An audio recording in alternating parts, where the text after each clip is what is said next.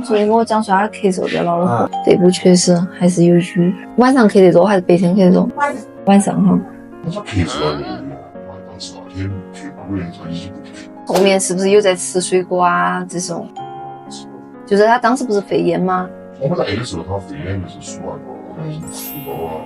是这样的，抗生素它能抑制，但是他当时可能没有完全好完，吃一点冰呢，或吃一点水果，它就可以激发。你看它的这个色彩上头是不是有很多红点点？这个红点点就是淤热，就是还没有完全好完的一个表现。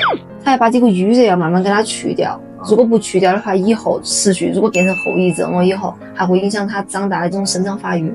燥的这些零食都不能吃哈，不能玩冷水哦。然后我这边给你开过3天到4天的，你先把它咳嗽给它镇下来，然后再继续吃那个药。小儿咳嗽那个是不是？就不吃了，就吃这个药就行了。